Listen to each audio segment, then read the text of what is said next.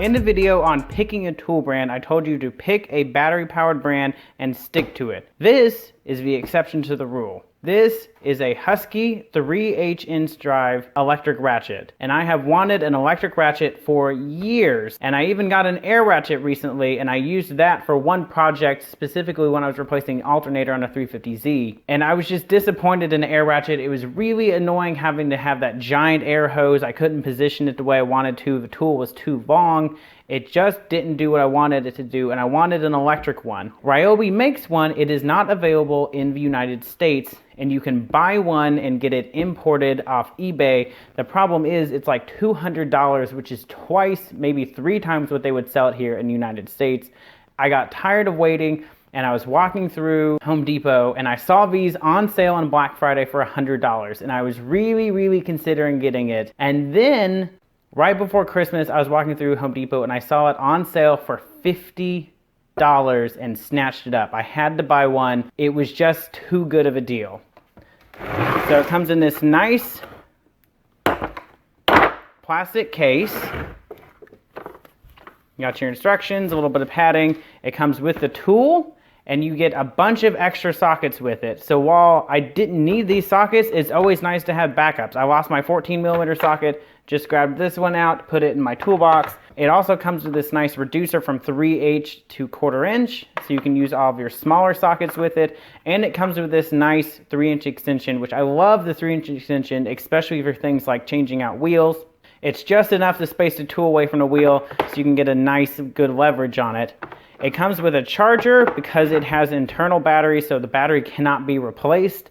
That was the only reason I was hesitant about getting this over the Ryobi. However, it makes it a much smaller tool. So the Ryobi version of this has that big Ryobi battery at the bottom, which is going to kind of hurt your maneuverability in tight places, especially in engine bay.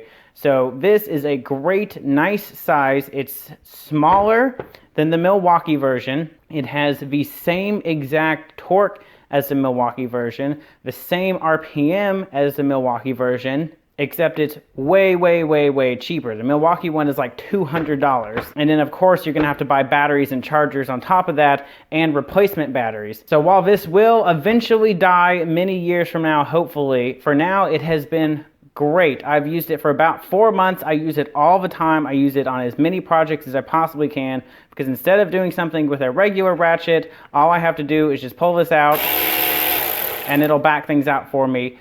You can also put like, I think 150 pounds of torque through this. So if you're going to loosen it by hand, so you can be loosening something by hand, and then once it's loose enough, you can just hit it with the actual electric motor. So it's a great ratchet. I just love it so much. It's got this little work light that shines on where you're going. So if you're in an engine bay, you can barely depress the trigger. It'll turn the light on. You can get the socket on the nut that you need and then fire it off. It's got this great little battery light down here, so it tells you 1, 2, or 3 green dots, and then this other one will go away when it needs to be recharged.